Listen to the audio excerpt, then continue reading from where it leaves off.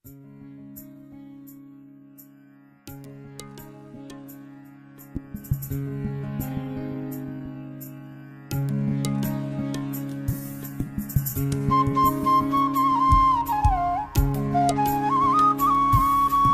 एक गहरा कुआं हूं इस जमीन पर, बेशुमार लड़के लड़कियों के लिए कि उनकी प्यास बुझाता रहूं। उसकी बेपनाह रहमत उसी तरह जर्रे जर्रे पर बरसती है जैसे कुआं सबकी प्यास बुझाता है। इतनी सी कहानी है मेरी, ज़ैनुल आबदीन और आशी अम्मा के बेटे की कहानी। उस लड़के की कहानी जो अखबारें बेचकर अपने भाई की मदद करता था। उस शागिर्द की कहानी जिसकी परवरिश शिव सुब्रमण्य अय्यर और अय्यादुराई सोलोमन ने की। उस विद्यार्थी की कहानी जिसे पंडले मास्टर ने तालीम दी, MGK मेनन और प्रोफेसर साराभाई ने इंजीनियर की पहचान दी, जो नाकामियों और मुश्किलों में पलकर साइंसदान बना।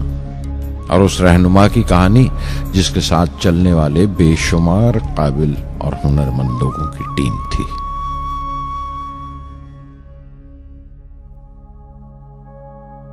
मेरी कहानी मेरे साथ खत्म हो जाएगी, क्योंकि दुनियावी मानों में मेरे पास कोई पूंजी नहीं है। मैंने कुछ हासिल नहीं किया, जमा नहीं किया। मेरे पास कुछ नहीं और कोई नहीं, न बेटा, न बेटी, न परिवार। मैं दूसरों के लिए मिसाल नहीं बनना चाहता, लेकिन शायद कुछ पढ़ने वालों को प्रेरणा मिले कि अंतिम सुख रूह और आत्मा की तस्कीन है। खुदा की रहमत उनकी वरासत है। मेरे परदादा अबुल, मेरे दादा फकीर और मेरे वालिद ज़ैनुल आबदीन का खानदानी सिलसिला अब्दुल कलाम पर खत्म हो जाएगा, लेकिन खुदा की रहमत कभी खत्म नहीं होगी, क्योंकि वो अमर है, लाफानी है। पूर्णमद पूर्णमिदं पूर्णात् पूर्णमुदच्यते पूर्णस्य पूर्णमादाय पूर्णमेवावशिष्यते। ॐ पूर्णमद पूर्णमिदं पूर्णात् पूर्णमुदच्यते पूर्णस्य पूर्णमादाय पूर्णमेवावशिष्यते। पूर्णमद पूर्णमिदं पूर्णात् पूर्णमुदच्यते पूर्णस्य पूर्णमादाय पूर्णमेवावशिष्यते। पूर्णमद पूर्णमिदं पूर्णात् पूर्णमुदच्यते पूर्णस्य पूर्णमादाय पूर्णमेवावशिष्यते।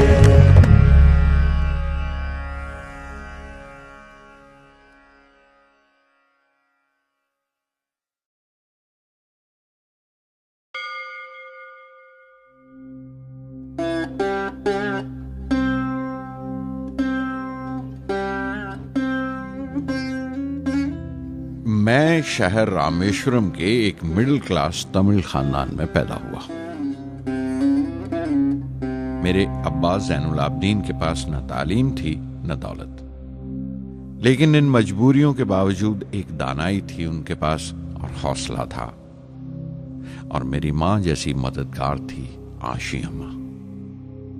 उनकी कई औलादों में एक मैं भी था, बुलंद कामत माँ बाप का एक छोटे से कद वाला मामूली शक्ल सूरत का लड़का। अपने पुश्तैनी मकान में रहते थे हम, जो कभी 19वीं सदी में बना था। काफी वसी और पक्का मकान था रामेश्वरम की मस्जिद स्ट्रीट में।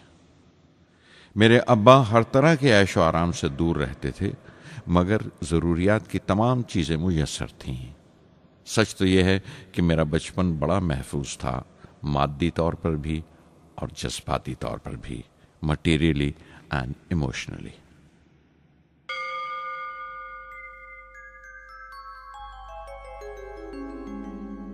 रामेश्वरम का मशहूर शिव मंदिर हमारे घर से सिर्फ 10 मिनट की दूरी पर था। हमारे इलाके में ज्यादा आबादी मुसलमानों की थी, फिर भी काफी हिंदू घराने थे जो बड़े इत्तेफाक से पड़ोस में रहते थे। हमारे इलाके में एक बड़ी पुरानी मस्जिद थी जहां मेरे अब्बा मुझे हर शाम नमाज पढ़ने के लिए ले जाया करते थे।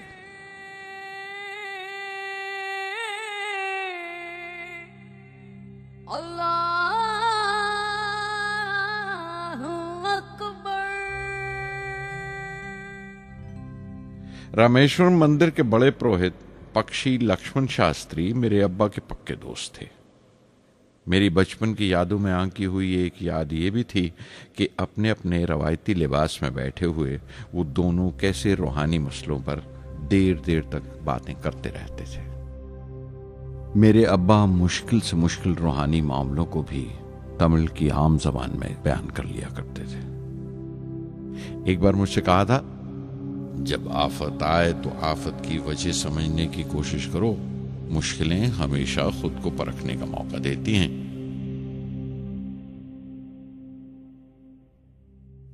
मैंने हमेशा अपनी साइंस और टेक्नोलॉजी में अब्बा के असूलों पर चलने की कोशिश की है। मैं इस बात पर यकीन रखता हूं कि हमसे ऊपर भी एक आला ताकत है, एक महान शक्ति है जो हमें मुसीबत, मायूसी और नाकामियों से निकालकर सच्चाई के मुकाम तक पहुंचाती है। मैं करीब 6 बरस का था जब अब्बा ने एक लकड़ी की कश्ती बनाने का फैसला किया, जिसमें वो यात्रियों को रामेश्वरम से धनुषकोडी का दौरा करा सकें, ले जाएं और वापस ले आएं। वो समंदर के साहिल पर लकड़ियां बिछाकर कश्ती का काम किया करते थे, एक और हमारे रिश्तेदार के साथ, अहमद जलालुद्दीन। बाद में उनका निकाह मेरी आपा जोहरा के साथ हुआ। अहमद जलालुद्दीन हालांकि मुझसे 15 साल बड़े थे, फिर भी हमारी दोस्ती आपस में जम गई थी। हम दोनों हर शाम लंबी सैर को निकल जाया करते थे। मस्जिद गली से निकलकर हमारा पहला पड़ाव शिव मंदिर हुआ करता था, जिसके गिर्द हम उतनी ही श्रद्धा से परिक्रमा करते थे जिस श्रद्धा से बाहर से आए हुए यात्री।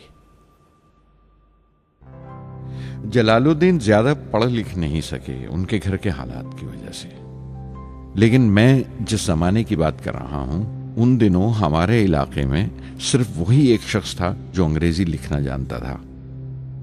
जलालुद्दीन हमेशा तालीम याफ्ता पढ़े लिखे लोगों के बारे में बातें करते थे, साइंस की इजाद, मेडिसिन और उस वक्त के लिटरेचर का जिक्र किया करते थे।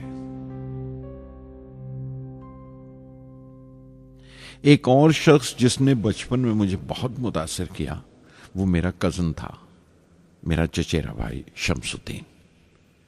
उसके पास रामेश्वरम में अखबारों का ठेका था और सब काम अकेले ही किया करता था। हर सुबह अखबार रामेश्वरम रेलवे स्टेशन पर ट्रेन से पहुंचता था। सन 1939 में दूसरी आलमगीर जंग शुरू हुई, द सेकेंड वर्ल्ड वॉर। उस वक्त मैं 8 साल का था। हिंदुस्तान को इत्तेहादी फौजों के साथ शामिल होना पड़ा और एक इमरजेंसी के हालात पैदा हो गए थे। सबसे पहली दुर्घटना यह हुई कि रामेश्वरम स्टेशन पर आने वाली ट्रेन का रुकना कैंसिल कर दिया गया और अखबारों का गट्ठा अब रामेश्वरम और धनुषकोडी के बीच से गुजरने वाली सड़क पर चलती ट्रेन से फेंक दिया जाता। शमसुद्दीन को मजबूरन एक मददगार रखना पड़ा जो अखबारों के गट्ठे सड़क से जमा कर सके।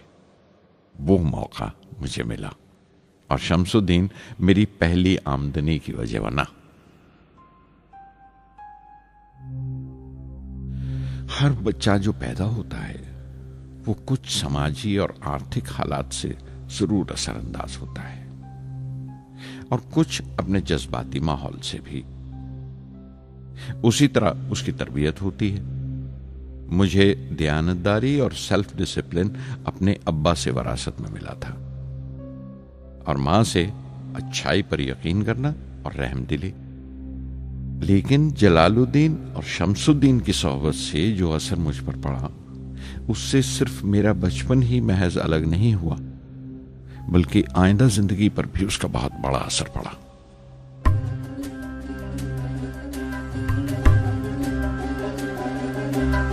தந்தை மகற்கு ஆற்றும் நன்றி அபயத்து முந்தி இருப்பச்செயல்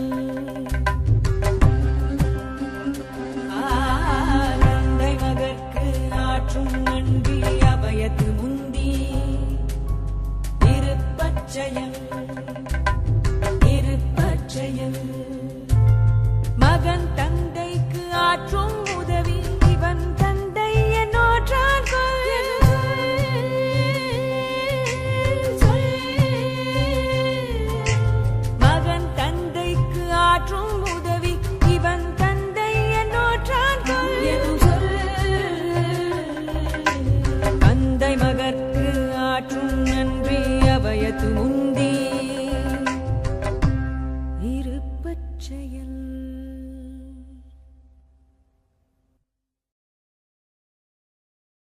फिर जंग खत्म हो गई और हिंदुस्तान की आज़ादी बिल्कुल यकीनी हो गई। मैंने अब्बा से रामेश्वरम छोड़ने की इजाज़त चाही। मैं डिस्ट्रिक्ट हेडक्वार्टर्स रामनाथपुरम जाकर पढ़ना चाहता था। शमसुद्दीन और जलालुद्दीन मेरे साथ रामनाथपुरम तक गए मुझे श्वार्ट्स हाई स्कूल में दाखिल कराने के लिए। जाने क्यों वो नया माहौल मुझे रास नहीं आया। रामनाथपुरम बड़ा मसरूफ शहर था और करीब 50,000 की आबादी थी, लेकिन रामेश्वरम का सुकून और इत्मीनान कहीं नहीं था। घर बहुत याद आता था और घर लौटने का कोई मौका मैं छोड़ता नहीं था। श्वार्ट्स हाई स्कूल में दाखिल होने के बाद एक 15 साल लड़के के तमाम शौक जो हो सकते थे मेरे अंदर जाग उठे। मेरे टीचर अय्या दुराई सोलोमन बेहतरीन रहबर थे, गाइड, उस नौजवान जहन के लिए जिसके सामने जिंदगी की बेशुमार मुमकिनात खुलने वाली थी।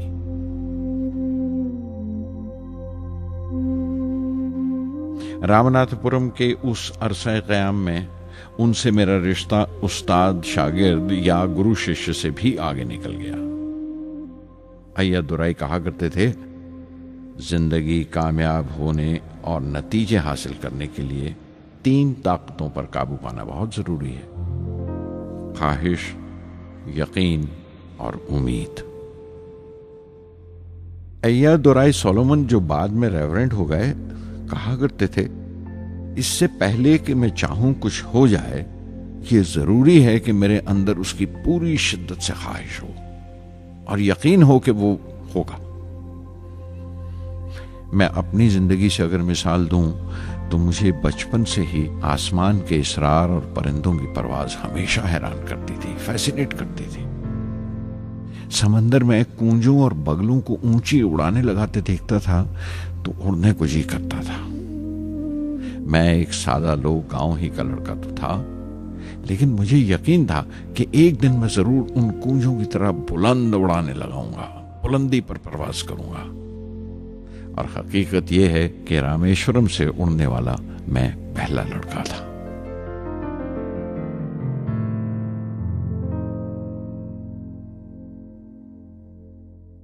श्वार्ट्स स्कूल में तालीम खत्म करते करते मेरे अंदर खुद एतमादी बस चुकी थी और मुझे यकीन था कि मैं जरूर कामयाबी हासिल करूंगा। मैं तालीम आगे जारी रखूंगा, उसमें कोई दूसरा ख्याल नहीं था। सन 1950 में मैं इंटरमीडिएट पढ़ने के लिए सेंट जोसेफ कॉलेज ट्रिची में दाखिल हो गया। जब बीएससी डिग्री के लिए मैंने सेंट जोसेफ कॉलेज में दाखिला लिया तो हायर एजुकेशन के माने सिर्फ इतने ही जानता था। ये नहीं जानता था कि हायर एजुकेशन के लिए कुछ और भी हो सकता है। न ये जानता था कि साइंस पढ़ के फ्यूचर के लिए और क्या मौके हासिल हो सकते हैं। बीएससी पास करने के बाद ही जान पाया कि फिजिक्स मेरा सब्जेक्ट नहीं था। अपने ख्वाब को पूरा करने के लिए मुझे इंजीनियरिंग में जाना चाहिए था। पता नहीं क्यों कुछ लोगों का ऐसा ख्याल है कि साइंस आदमी को खुदा से मुनकर कर देती है, लेकिन मेरे लिए तो साइंस एतमाद, विश्वास और रूहानी तस्कीन की वजह रही है। किसी तरह मैं MIT यानी मद्रास इंस्टीट्यूट ऑफ टेक्नोलॉजी के उम्मीदवारों की लिस्ट में तो आ गया, लेकिन उसका दाखला बहुत महंगा था।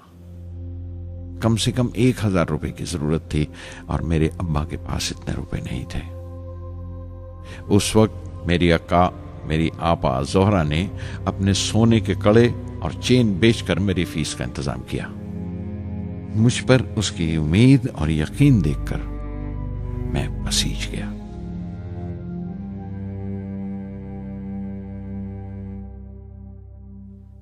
MIT में सबसे ज्यादा मजा आया। वहां 2 हवाई जहाज रखे देखकर जो उड़ान से बरी कर दिए गए थे, मुझे उनकी तरफ एक अजीब सा खिंचाव महसूस होता था। और जब सब लड़के हॉस्टल लौट जाते थे, मैं कई कई घंटे उनके पास बैठा रहता था। फर्स्ट ईयर मुकम्मल करने के बाद जब मुझे अपने ज्यादा खुसूसी मजमून चुनना थे, यानी अपनी स्पेशल ब्रांच का चुनाव करना था, तो मैंने फॉरेन एरोनॉटिकल इंजीनियरिंग का चुनाव कर लिया। MIT की तालीम के दौरान मुझे 3 टीचर्स ने बहुत मुतासिर किया। Professor Sponder, professor KAV Pandle, professor Narasimha Rao. Professor Sponder technical aerodynamics सिखाते थे। एरोनॉटिकल इंजीनियरिंग में दाखिले से पहले मैंने उनसे सलाह ली थी। उन्होंने समझाया था कि मुझे मुस्तकबिल का फैसला करने से पहले मुस्तकबिल की मुमकिनात के बारे में नहीं सोचना चाहिए, बल्कि सोचना चाहिए एक अच्छी बुनियाद के लिए और अपने रुझान और इश्तियाक के बारे में कि उसमें कितनी शिद्दत है, मेरे एप्टीट्यूड्स और एस्पिरेशन में कितनी इंटेंसिटी है। मैं खुद भी होने वाले इंजीनियरिंग स्टूडेंट्स से कहना चाहता हूं कि जब वो अपना स्पेशलाइजेशन का चुनाव करें तो ये देखें कि उनमें कितना शौक है, कितना उत्साह है और लगन है उस शोबे में जाने के लिए।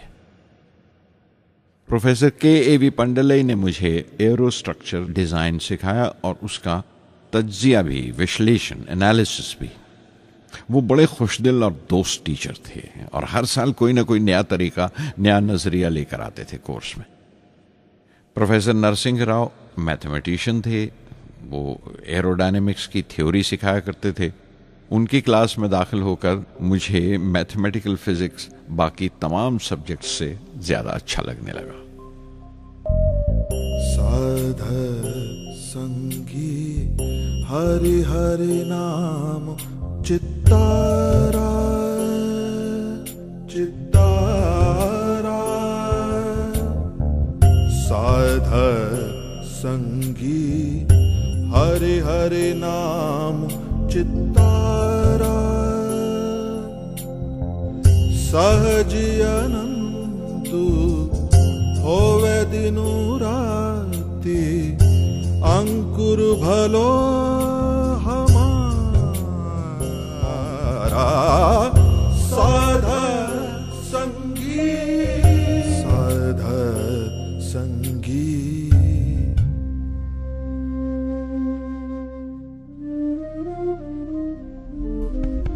गुरुपुरा भेटियो बड़ भागी, गुरुपुरा भेटियो बड़ भागी, जाको अंतु न परवारा, अंतु न परवारा, नानक सरनी गही स्वामी की, पुनः पुनः नमस्कार,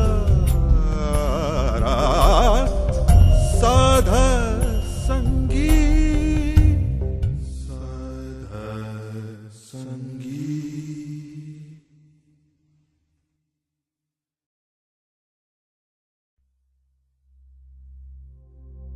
MIT से मैं बेंगलोर के हिंदुस्तान एरोनॉटिक्स लिमिटेड HAL में बतौर ट्रेनी दाखिल हो गया। HAL से जब मैं एरोनॉटिकल इंजीनियरिंग ग्रेजुएट बनकर निकला तो जिंदगी ने 2 मौके मेरे सामने खड़े कर दिए और दोनों मेरी परवाज के देरीना ख्वाब पूरे कर सकते थे। एक मौका था एयरफोर्स का, दूसरा मिनिस्ट्री ऑफ डिफेंस में directorate of technical development and production का। मैंने दोनों में अर्जी भेज दी और बैक वक्त दोनों से इंटरव्यू का बुलावा आ गया। एयरफोर्स के लिए मुझे देहरादून बुलाया गया था और डिफेंस के लिए दिल्ली। मेरे दोनों मुकाम 2000 किलोमीटर के फासले पर थे। ये पहला मौका था मेरा अपने वसी और विराट वतन को देखने का। खिड़की पर बैठा मैं इस देश की सरजमीन को पांव तले से बहता हुआ देख रहा था। हैरान था कि उत्तर की तरफ सफर करते हुए एक ही मुल्क का लैंडस्केप कैसे बदलता चला जाता है। मैं 1 हफ्ता दिल्ली में ठहरा, डिफेंस मिनिस्ट्री का इंटरव्यू दिया। इंटरव्यू अच्छा हुआ था।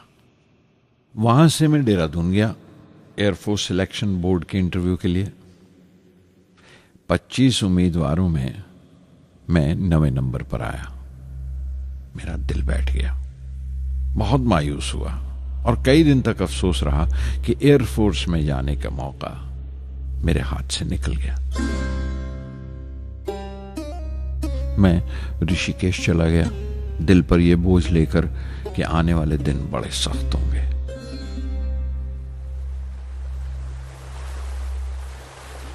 गंगा में स्नान किया और फिर चलता हुआ पास की पहाड़ी पर शिवानंद आश्रम तक पहुंच गया। स्वामी शिवानंद से भेंट हुई। देखने में बिल्कुल गौतम बुद्ध लगते थे, सफेद दूधिया धोती और पांव में लकड़ी की खड़ाऊ।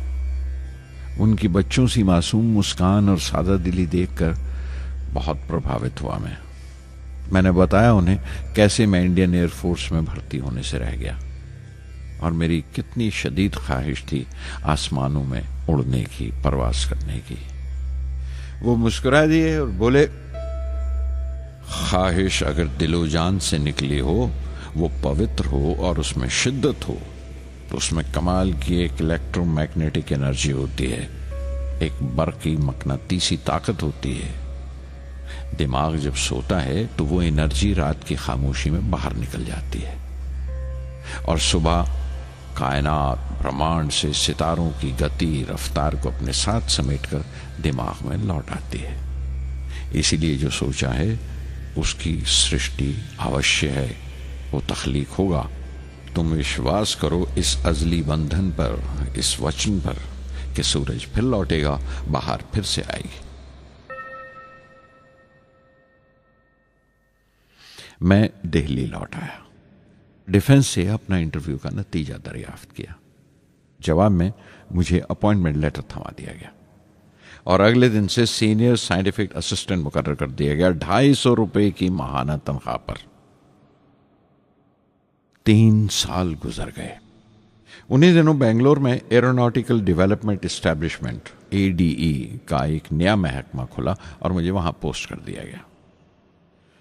बेंगलोर कानपुर से बिल्कुल मुख्तलिफ शहर था। मैं अपने डायरेक्टोरेट की पोस्टिंग का पहला साल वहां गुजार चुका था।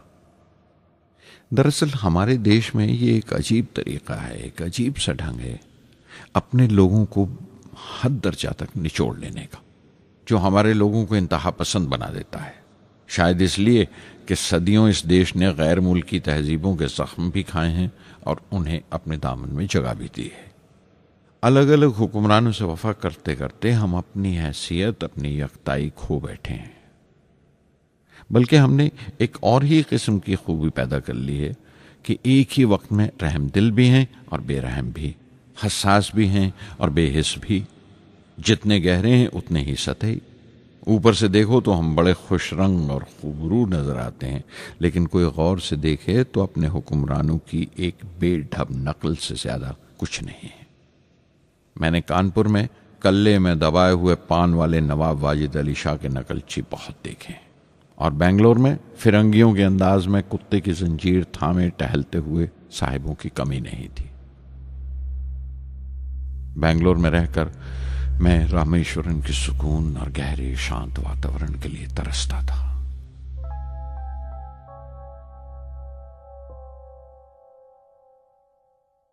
पहले साल तो ADE में कोई ज्यादा काम नहीं था। एक प्रोजेक्ट टीम बनाई थी कि 3 सालों में एक स्वदेशी हॉवरक्राफ्ट तैयार करें और वो वक्त से पहले तैयार हो गया। नंदी उसका नाम रखा गया, शिव की सवारी के आधार पर। उसका डिजाइन हमारी उम्मीद से ज्यादा अच्छा था, लेकिन मैं सख्त मायूस हुआ जब आपसी कंट्रोवर्सीज की बिना पर सारा प्रोजेक्ट बालाए ताक रख दिया गया, बंद कर दिया गया।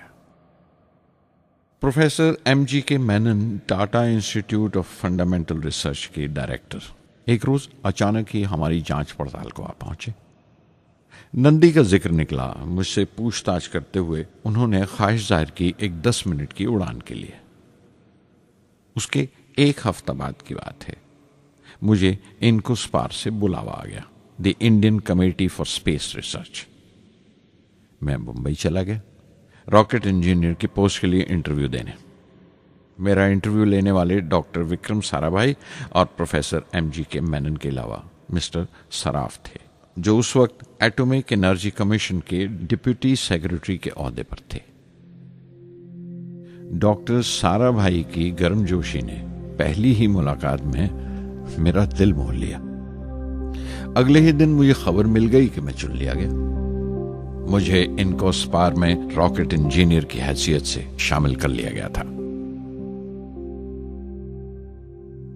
सन 1962 के देरीना हिस्से में कहीं इनकोस्पार ने थुम्बा में इक्वेटोरियल रॉकेट लॉन्चिंग स्टेशन बनाने का फैसला किया।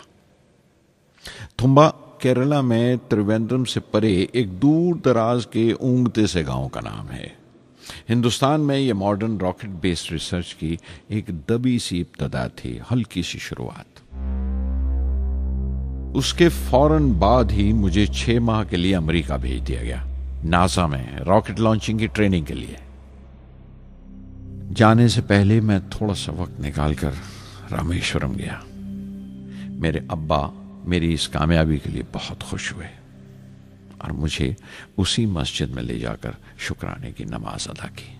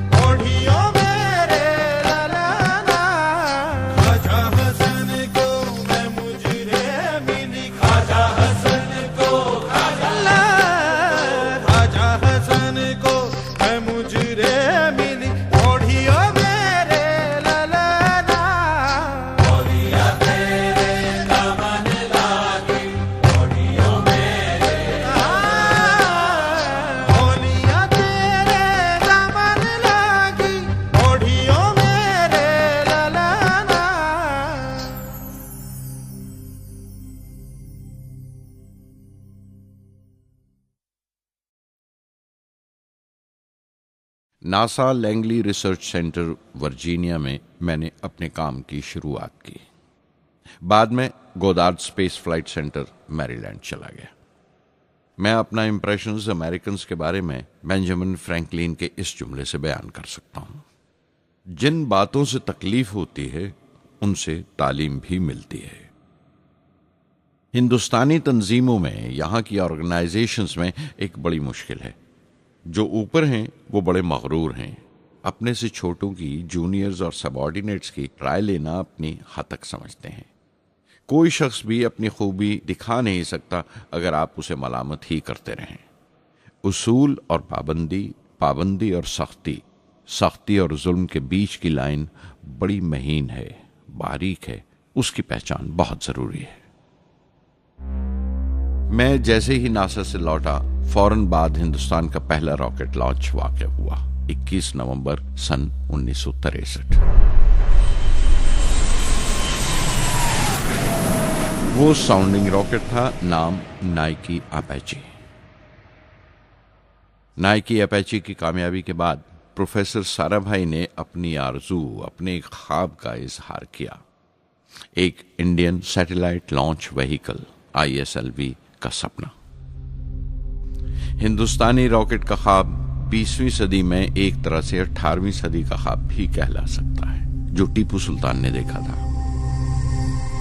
टीपू सुल्तान की फौज में 27 ब्रिगेड थे जो खुशून कहलाते थे, और हर एक ब्रिगेड में एक दस्ता था रॉकेटमैन का जो साथ रहा करता था और जुर्क्स कहलाता था। जब टीपू सुल्तान मारा गया तो अंग्रेजों ने 700 रॉकेट्स और 900 रॉकेट के सब सिस्टम्स बरामद किए 1799 में तिरुकन्नाहल्ली की जंग के बाद। वो रॉकेट्स विलियम कॉन्गरीव ने इंग्लैंड भिजवा दिए जांच पड़ताल के लिए, उसकी तकनीक समझने के लिए, जिसे आज की साइंसी जबान में हम रिवर्स इंजीनियरिंग कहते हैं। टीपू सुल्तान की मौत के साथ उस ख्वाब की भी मौत हो गई, कम से कम 150 साल के लिए। पंडित जवाहरलाल नेहरू की बदौलत वो रॉकेटरी का ख्वाब एक बार फिर हिंदुस्तान में जिंदा हुआ। प्रोफेसर साराभाई ने उस ख्वाब को हकीकत बनाने की जिम्मेदारी अपने सर ले ली। बहुत से तंग नजर लोगों को एतराज था इस बात पर कि इस मुल्क में जहां लोगों को 2 वक्त की रोटी नसीब नहीं होती, वहां इन स्पेस उड़ानों को, इन खलाई तहरीकों को क्यों तरजीह दी जा रही है। लेकिन प्रधानमंत्री पंडित नेहरू और प्रोफेसर साराभाई के नजरिए में किसी किस्म का मुबालगा नहीं था। उनके नजरिए बिल्कुल साफ थे कि अगर दुनिया के मुल्कों में और दुनिया के मसलों में कोई हिस्सा लेना है, शिरकत करनी है, हिंदुस्तान को कोई हैसियत हासिल करनी है, तो साइंस और टेक्नोलॉजी की तरक्की और खुद मुख्तारी, सेल्फ रिलायंस अशद जरूरी है। और उनका मकसद ताकत का मुजाहिरा हरगिज नहीं था। सहज पके सुमीठा होए। थुम्बा में 2 रॉकेट सहज पके मगर कामयाब हुए, एक रोहिणी, दूसरा मेनका। अगला साल लगा ही था जब प्रोफेसर साराभाई ने मुझे दिल्ली बुला भेजा। एक मीटिंग थी और मीटिंग में ग्रुप कैप्टन वीएस नारायणन से मेरा तारुफ कराया गया, जो एयर हेडक्वार्टर्स से थे। प्रोफेसर साराभाई ने रेटो तैयार करने का इरादा जाहिर किया, rocket assisted take off system, एक मिलिट्री एयरक्राफ्ट जो रॉकेट की मदद से उड़ाया जा सके बड़ी छोटी सी जगह में। शाम तक यह खबर भी आम हो गई कि हिंदुस्तान एक खुद साख्ता मिलिट्री एयरक्राफ्ट तैयार कर रहा है और मैं उस प्रोजेक्ट का मुख्तार हूं, जिम्मेदार हूं। मैं कई तरह के जज्बात से भर गया, खुश भी था, शुक्रगुजार भी, खुशकिस्मत भी, और एक एहसास हुआ तकमील का, फुलफिलमेंट का। 19वीं सदी के एक शायर की ये सत्रें बहुत याद आई। हर दिन के लिए तैयार रहो, हर दिन को एक तरह ही मिलो। जब ओखली हो बर्दाश्त करो, जब दस्ता हो तो वार करो। रेटो पे काम करते हुए 2 अहम वाकयात हुए। पहला तो यह था कि अपने देश में पहली बार स्पेस रिसर्च का 10 साला प्रोग्राम तैयार हुआ, जिसके ऑथर थे प्रोफेसर साराभाई। मेरे लिए वो एक ऐसा रूमानी मैनिफेस्टो था जैसे स्पेस से इश्क करने वाले किसी शायर की रूमानी नज्म हो, जैसे कोई अपने देश के आसमान से इश्क करने लगा हो। और दूसरा वाकया मिनिस्ट्री ऑफ डिफेंस में मिसाइल पैनल का तैयार होना। नारायणन और मैं, हम दोनों उस पैनल के मेंबर थे। उस वक्त तक भविष्य की आने वाली SLV सैटेलाइट लॉन्च व्हीकल का नाक नक्शा भी तैयार हो चुका था। प्रोफेसर साराभाई अपने देरीना ख्वाब को ताबीर देने के लिए कुछ और साथियों का चुनाव कर चुके थे। मैं खुद को खुशकिस्मत समझता हूं कि मुझे उस प्रोजेक्ट का लीडर चुना गया। उस पर प्रोफेसर साराभाई ने मुझे एक और जिम्मेदारी भी सौंपी कि लॉन्च की 4थी स्टेज मैं ही डिजाइन करूं। यह मामूल था, मेरा आदत थी कि हर मिसाइल पैनल की मीटिंग के बाद मैं जाकर प्रोफेसर साराभाई को पूरी तफसील, पूरी रिपोर्ट देता था। दिल्ली में ऐसी ही एक मीटिंग के बाद 23 दिसंबर 1971 को मैं त्रिवेंद्रम लौट रहा था और उस दिन प्रोफेसर साराभाई थुम्बा में SLV का मुआयना करने गए हुए थे। दिल्ली एयरपोर्ट के लाउंज से मैंने उन्हें फोन किया, पैनल मीटिंग की तफसील बताई। प्रोफेसर साराभाई ने मुझे कहा कि मैं त्रिवेंद्रम एयरपोर्ट पर उनका इंतजार करूं। मैं जब त्रिवेंद्रम पहुंचा तो फिजा में एक मातम बिछा हुआ था। मुझे खबर दी गई कि प्रोफेसर साराभाई नहीं रहे। चंद घंटे पहले दिल का दौरा पड़ने से उनका इंतकाल हो गया। मैं थर्रा के रह गया। चंद घंटे पहले ही तो मैंने उनसे बात की थी। मेरे लिए वो बहुत बड़ा सदमा था। प्रोफेसर साराभाई मेरी नजर में इंडियन साइंस के राष्ट्रपिता हैं, जैसे राष्ट्र के पिता महात्मा गांधी हैं। उन्होंने अपनी टीम से रहनुमा पैदा किए और खुद अपने अमल से उनके लिए मिसाल साबित हुए।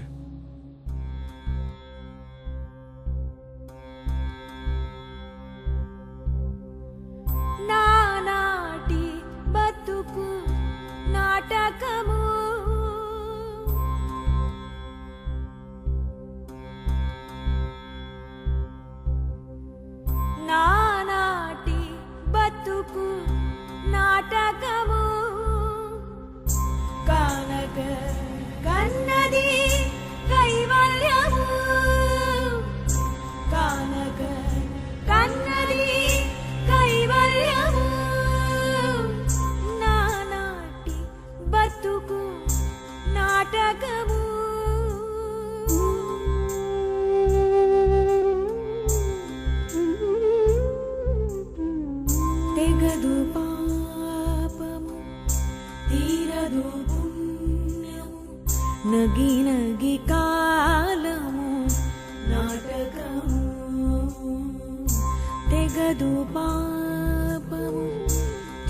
ఎంతదు పుణ్యము నగి నగి కాలము నాటకము యగువన శ్రీ వెంకటేశ్వరుడేలికే యగువన శ్రీ వెంకటేశ్వరుడేలికే గగనము మీదిది కైవల్యము గగనము మీదిది కైవల్యము కైవల్యము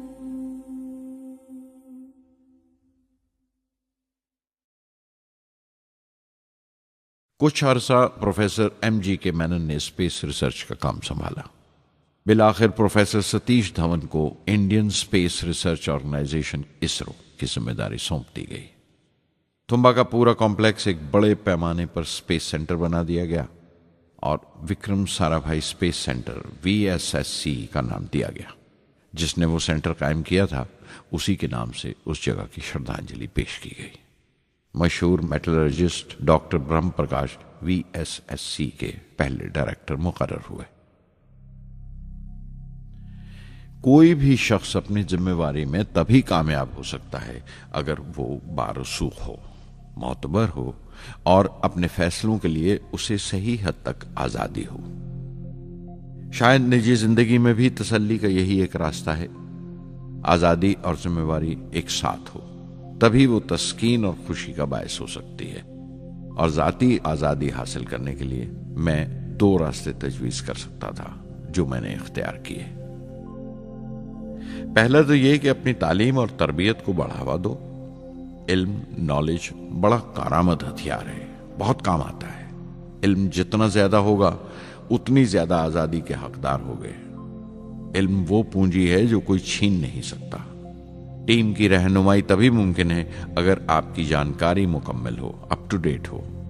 कामयाब रहनुमा बनने के लिए जरूरी है कि दिन का काम जब खत्म हो आप पिछले काम का जायजा लें, अगले दिन के काम की तैयारी करें। दूसरा तरीका यह है कि अपने काम को अपना फख्र समझें, गर्व समझें और जरूरी है कि अपने अंदर की शक्ति की सही जानकारी हो। जो करो उस पर यकीन रखो या जिस पर यकीन हो वही करो, वरना दूसरों के ईमान का शिकार बनते रहोगे। SLV प्रोजेक्ट के पहले 3 सालों में साइंस के बहुत से नए नए इसरार खुले और आहिस्ता आहिस्ता साइंस और टेक्नोलॉजी का फर्क समझ आने लगा। रिसर्च और अमल, डेवलपमेंट का फासला पता चलने लगा। किसी भी ईजाद में गलतियां होना लाजमी है, लेकिन हर गलती कामयाबी की तरफ एक और कदम उठाती है, एक और सीढ़ी बन जाती है। किसी भी तख्लीक की तरह SLV-3 की तख्लीक भी कई दर्दनाक लम्हों से गुजरी। एक रोज जब मैं और मेरे तमाम साथी अपने कामों में पूरी तरह डूबे हुए थे, मेरे घर से एक मौत की इत्तला पहुंची।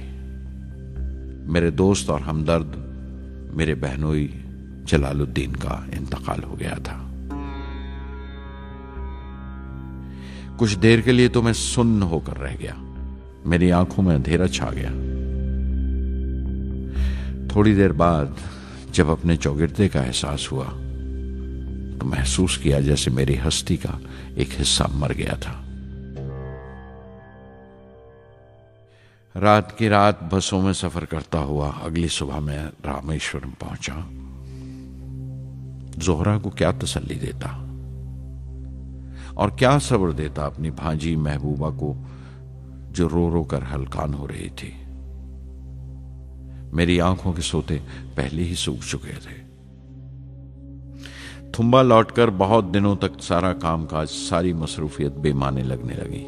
बहुत दिनों तक बहुत मलाल लगा, सब बेमानी लगता था। प्रोफेसर धवन देर देर तक हौसला देते थे, कहते SLV पर जैसे जैसे काम आगे बढ़ेगा मुझे सब्र महसूस होगा और ये मायूसी कम होते होते गुजर जाएगी। 1976 में मेरे अब्बा ज़ैनुल आबदीन 102 साल की उम्र में वहीं रामेश्वरम में इंतकाल फरमा गए। 15 पोते पोतियां छोड़कर गए थे पीछे और एक पड़पोता। दुनियावी तौर पर वो सिर्फ एक और बुजुर्ग की मौत थी। कोई बड़ा मातम नहीं हुआ, झंडा नहीं उतारा गया, न अखबारों ने स्याह हाशिए दिए, न सियासतदान थे वो, न विद्वान कोई, न कोई बड़े सरमायादार। एक सीधे सादे इंसान थे, फरिश्ता सिफत, और हर उस बात की वजह थे जो दानाई और पारसाई की राह दिखाती है।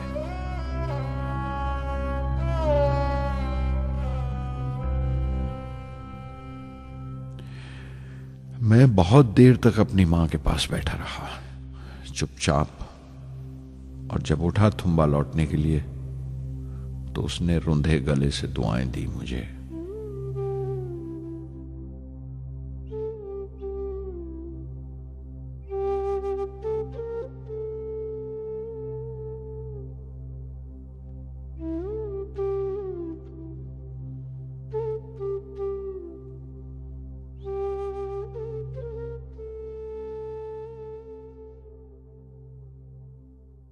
SLV-3 अपोजी रॉकेट जो फ्रांस से उड़ाई जाने वाली थी, अचानक कुछ मुश्किलों का शिकार हो गई। मुझे फौरन फ्रांस जाना पड़ा। मैं रवाना होने ही वाला था कि मेरी मां की मौत की खबर पहुंची। यके बाद दीगरे 3 मौतें हो गई मेरे घर में। उस वक्त मुझे अपने काम में पूरे ध्यान की जरूरत थी। 100% लगन से काम करने की ख्वाहिश किसी और लगन की गुंजाइश नहीं छोड़ती। मुकम्मल नीति और पूरी लगन से SLV-3 का ख्वाब 1979 के दरमियान में जाकर पूरा हुआ। हमने SLV-3 की परवाज का दिन 10 अगस्त 1979 तय किया था। 23 मीटर लंबा 4 स्टेजेस का यह रॉकेट 17 टन का वजन लेकर 7:58 पर बड़ी कजदाई से उड़ा और खला की तरफ रवाना हुआ।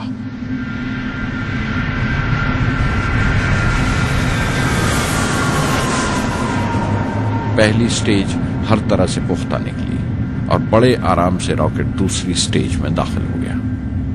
हम सब दम खुद रह गए, सांस रोके बैठे थे। हमारे बरसों का ख्वाब आसमान की तरफ सफर कर रहा था। अचानक हमारे ख्वाब में दरार आई, हमारा सुकूत टूटा, हमारी खामोशी टूटी। दूसरी स्टेज काबू से बाहर होने लगी थी। 317 सेकंड के बाद परवाज टूट गई। मेरी मेहनत और उम्मीद चौथी स्टेज को साथ लेकर तमाम मलबा श्री हरिकोटा से 560 किलोमीटर दूर समंदर में जाके गिरा।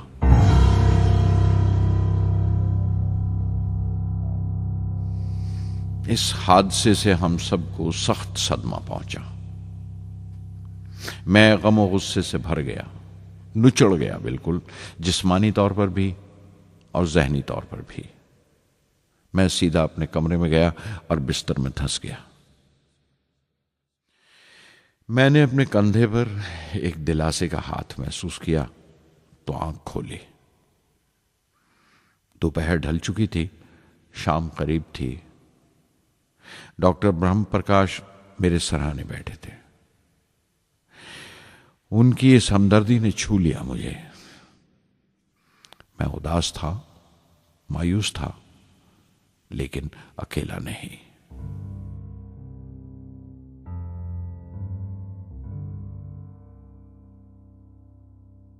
हर शख्स तकनीकी जमा तफरीक और बहस मुबासे के बाद मुतमईन हो चुका था, संतुष्ट हो चुका था, लेकिन मुझे इत्मीनान ना आया और मुसलसल बेचैन रहा।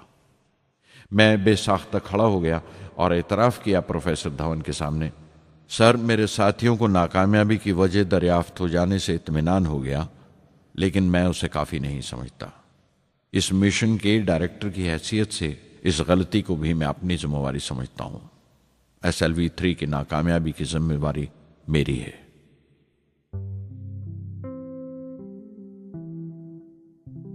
साइंस का काम कमाल दर्जा उत्साह भी देता है, खुशी भी और उतनी ही गहरी मायूसी भी। इस तरह के वाकयात सोच सोचकर मैं दिल को ढारस देता रहा। यह ख्याल कि इंसान चांद पर उतर सकता है सबसे पहले एक रूसी साइंटिस्ट ने सोचा था। उसे हकीकत बनने में 40 साल गुजर गए जब अमेरिका ने उसे पूरा किया। प्रोफेसर चंद्रशेखर ने चंद्रशेखर लिमिट का आविष्कार किया था 1930 में, जब कैम्ब्रिज में पढ़ रहे थे। लेकिन 50 साल बाद उन्हें उसी डिस्कवरी पर नोबेल प्राइज मिला। वॉन ब्रॉन अपनी सैटर्न लॉन्च व्हीकल से आदमी को चांद पर उतारने से पहले कितनी सारी नाकामियों से गुजरे होंगे। पहाड़ की चोटी पर उतरने से पहाड़ पर चढ़ने का तजुर्बा नहीं मिलता। जिंदगी पहाड़ की चढ़ानों पर मिलती है, चोटी पर नहीं। चढ़ानों पर ही तजुर्बे मिलते हैं और जिंदगी मंचती है और टेक्नोलॉजी तरक्की करती है। चोटी पर पहुंचने की कोशिश ही में चढ़ानों का इल्म हासिल होता है। मैं एक एक कदम चलता रहा, चढ़ता रहा चोटी की तरफ।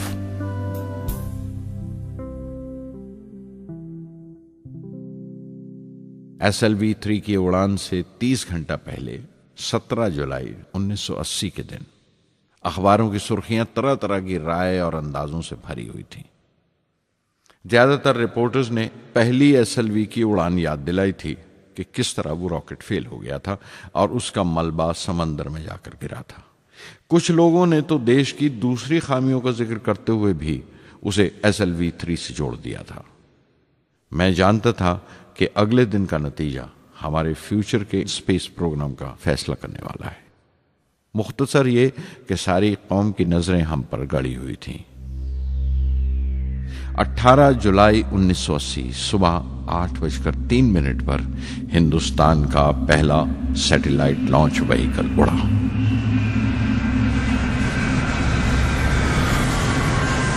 मैंने रोहिणी सैटेलाइट का तमाम डेटा कंप्यूटर पर जांचा।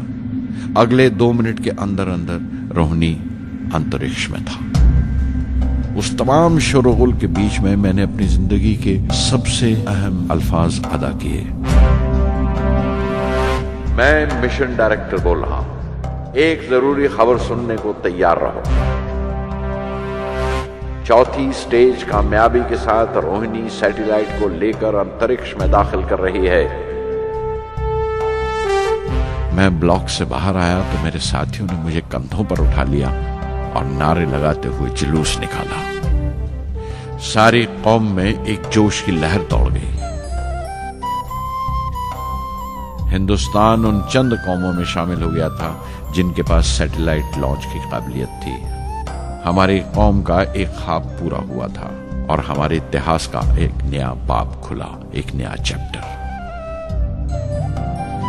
प्रधानमंत्री इंदिरा गांधी ने मुबारकबाद का तार भेजा और सबसे ज्यादा हिंदुस्तान के साइंसदान खुश थे कि ये पूरी कोशिश स्वदेशी थी, हमारी अपनी थी। मैं कुछ मिले जुले जज्बात से गुजर रहा था। मैं खुश था कि पिछली 2 दहाइयों से जिस कोशिश में था बिलाखिर उसमें कामयाब हुआ। लेकिन उदास था जिन लोगों की बदौलत में यहां पहुंचा था वो लोग मेरे साथ नहीं थे। मेरे अब्बा, मेरे बहनोई जलालुद्दीन और प्रोफेसर साराभाई। SLV-3 की कामयाबी के महीने भर के अंदर ही प्रोफेसर धवन का फोन आया एक दिन और दिल्ली बुलाया प्रधानमंत्री से मिलने के लिए। मेरी एक छोटी सी उलझन थी कपड़ों को लेकर। हमेशा से बड़े आमियाना से कपड़े पहनता हूं और पांव में चप्पल या स्लीपर कह लो। प्रधानमंत्री को मिलने जैसा वो लिबास नहीं था। मेरे लिए नहीं, उनके एहतराम के लिए। सुना तो प्रोफेसर धवन बोले, कपड़ों की फिक्र मत करो, तुमने जो शानदार कामयाबी पहन रखी है वो काफी है। रिपब्लिक डे 1981 मेरे लिए एक बड़ी खुशखबरी लेकर आया कि मुझे पद्म भूषण से नवाजा गया है।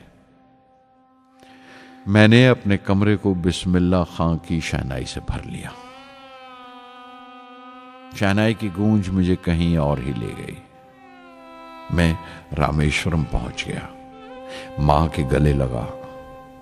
अब्बा ने मेरे बालों को उंगलियों से सहलाया और मेरा दोस्त, मेरा रफीक जलालुद्दीन मस्जिद गली में जमा हुए लोगों में मेरे इनाम का ऐलान कर रहा था। मेरी बहन जोहरा ने मीठा बनाया घर में। पक्षी लक्ष्मण शास्त्री ने मेरे माथे पर तिलक लगाया। फादर सोलोमन ने मेरे हाथ में सलीब देकर दुआ पढ़ी और प्रोफेसर सारा भाई को देखा। उनके चेहरे पर मुस्कुराहट थी, फख्र था। जो पौधा वो लगाकर गए थे अब पूरा पेड़ बन चुका था, जिसके फल हिंदुस्तान की आवाम तक पहुंच रहे थे।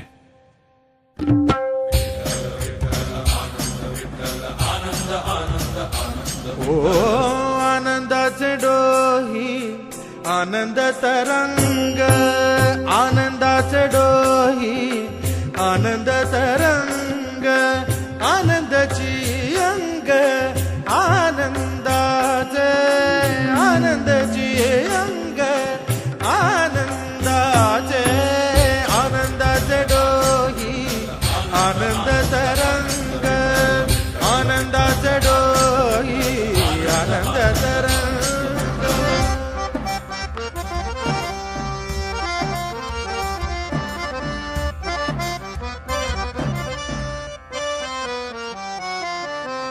गर्भाचे आवडी मातेचा डोहळा, तेथीचा जीवळा तेथे बिंबे।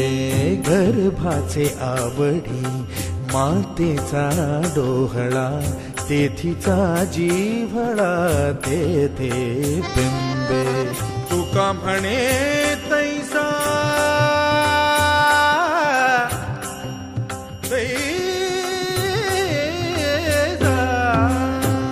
म्हणे तैसा ओतला ठसा, अनुभव सरीसा मुखाला। आनंदाचे डोही आनंद तरंग, आनंदाची अंग, आनंदाचे आनंदाचे डोही आनंद तरंग।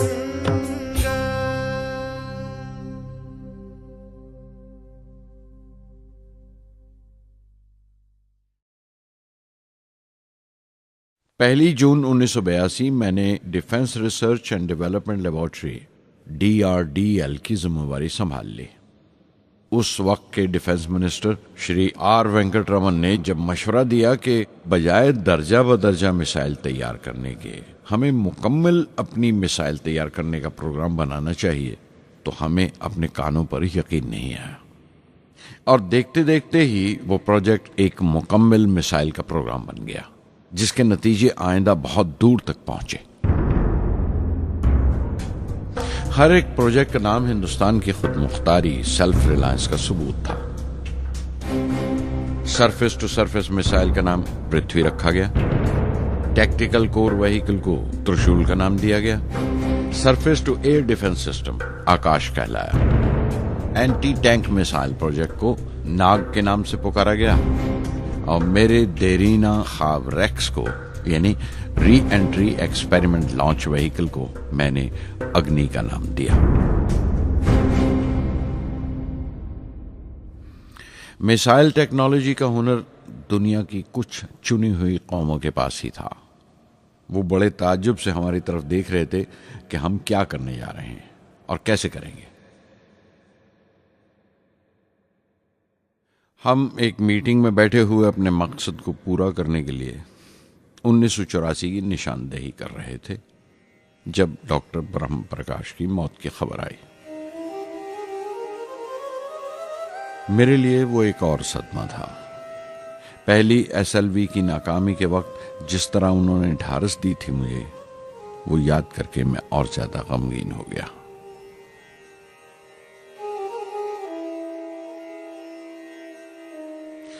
प्रोफेसर साराभाई अगर VSSC के निर्माता थे, बनाने वाले थे, तो डॉक्टर ब्रह्म प्रकाश उसके आमिल थे, एग्जीक्यूटर थे। उनकी विनम्रता ने मुझे बड़ी हद तक नर्म कर दिया और मैंने अपनी तुंद मिजाजी पर काफी काबू कर लिया। उनकी हलीमी सिर्फ अपनी खूबियों तक ही महदूद नहीं थी, बल्कि अपने से छोटों को इज्जत देना भी उनकी आदत में शामिल था। उनके बर्ताव और सलूक में ये बात नजर आ जाती थी कि कोई शख्स भी खामियों से खाली नहीं है। यहाँ तक कि अफसर भी, लीडर भी, रहनुमा भी। वो बहुत बड़े दानिश्वर थे। एक कमजोर से शरीर के अंदर उनमें बच्चों की सी मासूमियत थी। मुझे वो हमेशा साइंसदानों में संत नजर आते थे।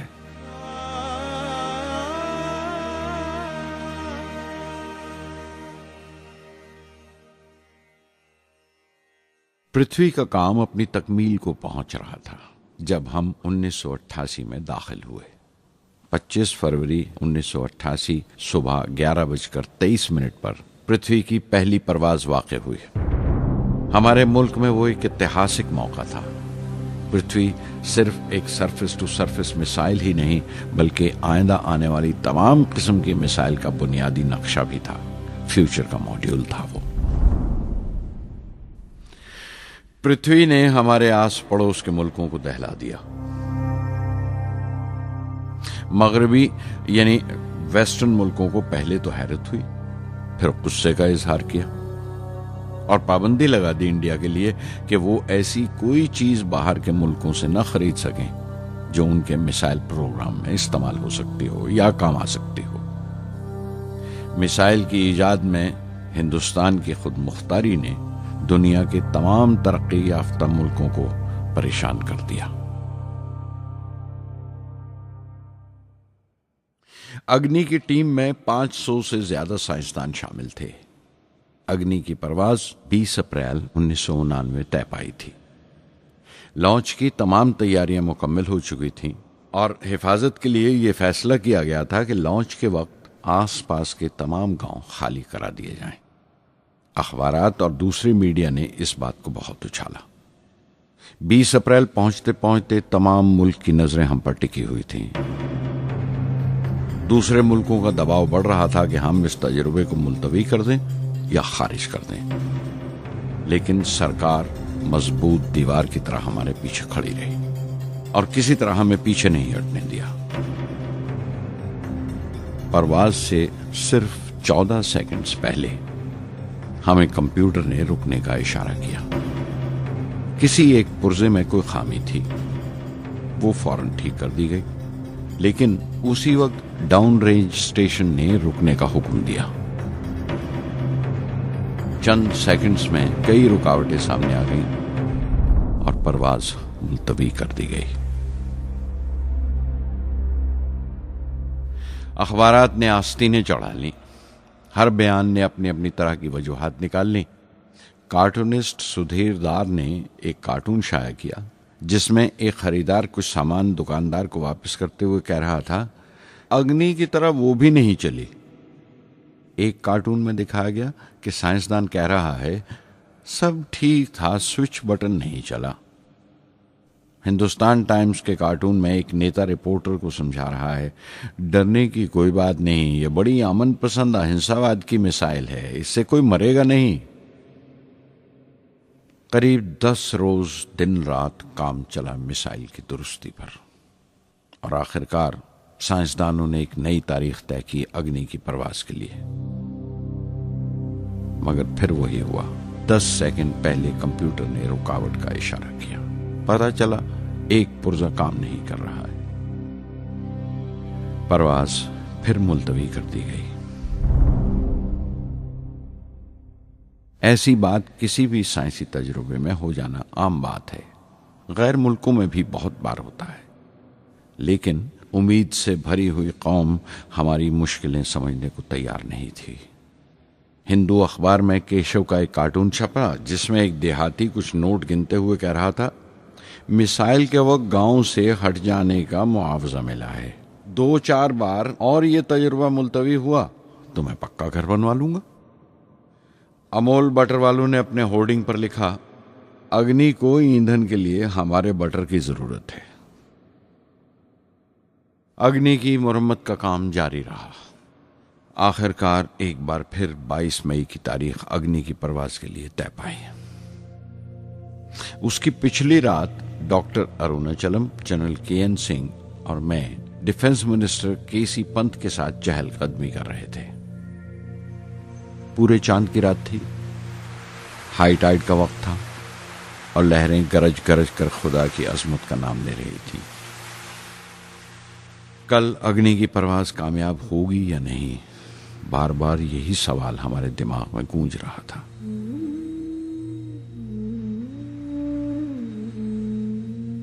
डिफेंस मिनिस्टर ने एक लंबी खामोशी को तोड़ते हुए पूछा, कलाम, कल अग्नि की कामयाबी मनाने के लिए क्या चाहते हो तुम?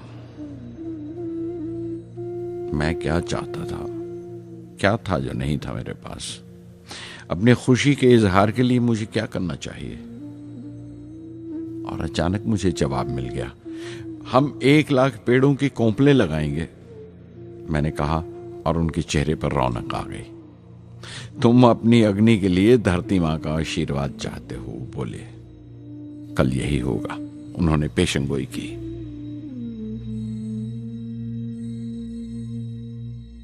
अगले दिन सुबह 7:10 पर अग्नि लॉन्च हुई। कदम कदम सही निकला। मिसाइल ने जैसे टेक्स्ट बुक याद कर लिया हो, जैसे सबक याद कर लिया था। हर सवाल का सही जवाब मिल रहा था। लगता था एक लंबे खौफनाक ख्वाब के बाद एक खूबसूरत सुबह ने आंख खोली है। 5 साल की मुशक्कत के बाद हम इस लॉन्च पैड पर पहुंचे थे। इसके पीछे 5 लंबे सालों की नाकामयाबी, कोशिशें और इम्तिहान खड़े थे। इस कोशिश को रोक देने के लिए हिंदुस्तान ने हर तरह के दबाव बर्दाश्त किए थे, लेकिन हमने कर दिखाया जो करना था। मेरी जिंदगी का सबसे कीमती लम्हा था वो मुट्ठी भर सेकंड्स, 600 सेकंड की वो परवाज जिसने हमारी बरसों की थकान दूर कर दी, बरसों की मेहनत को कामयाबी का तिलक लगाया। उस रात मैंने अपनी डायरी में लिखा, अग्नि को इस नजर से मत देखो।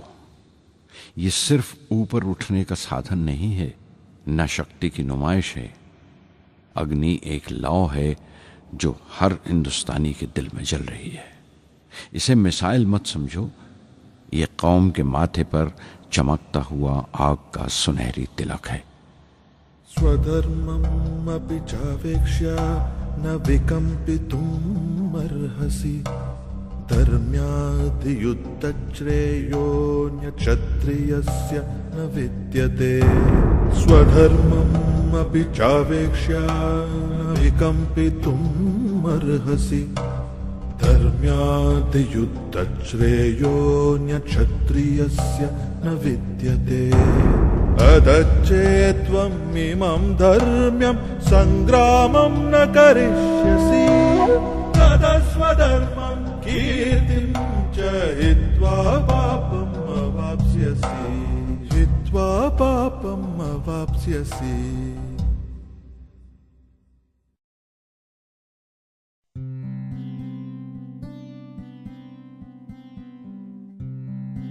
$1990 के रिपब्लिक डे पर देश ने मिसाइल प्रोग्राम की कामयाबी का जश्न मनाया।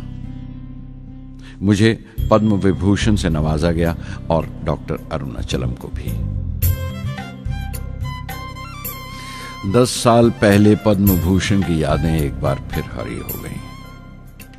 रहन सहन मेरा अब भी वैसा ही था जैसा तब था।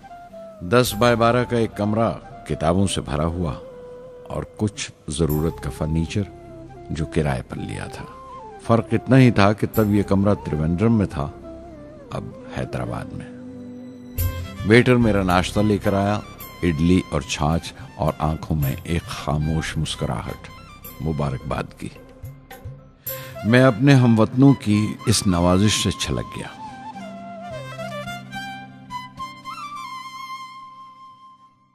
मैं जानता हूं कि बहुत से साइंसदान और इंजीनियर मौका मिलते ही वतन छोड़ जाते हैं, दूसरे मुल्कों में चले जाते हैं ज्यादा रुपया कमाने के लिए, ज्यादा आमदनी के लिए। लेकिन ये आदर, मोहब्बत और इज्जत क्या कमा सकते हैं जो उन्हें अपने वतन से मिलती है। 15 अक्टूबर 1991 में 60 साल का हो गया। मुझे अपने रिटायरमेंट का इंतज़ार था। चाहता था कि गरीब बच्चों के लिए एक स्कूल खोलूं।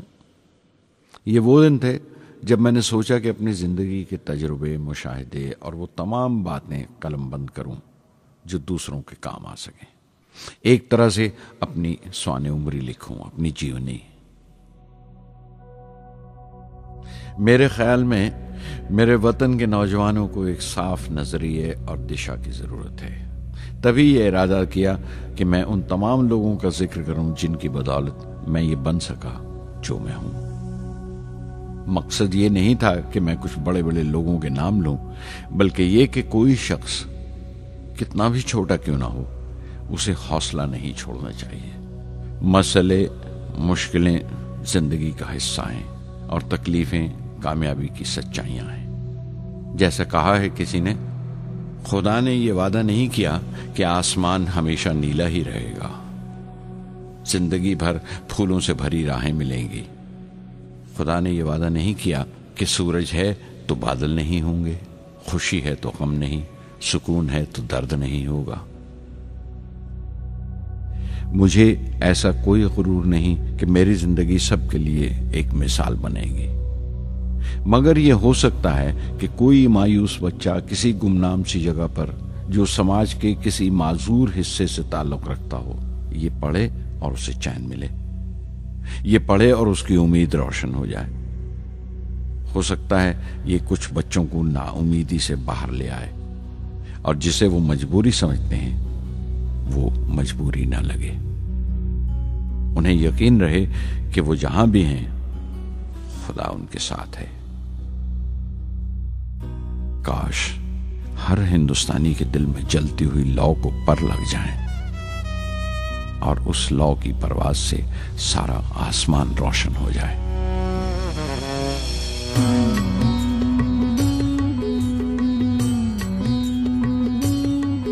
ये ज़मीं मेरी, मेरा आसमां, बड़ा खूबसूरत है जहां।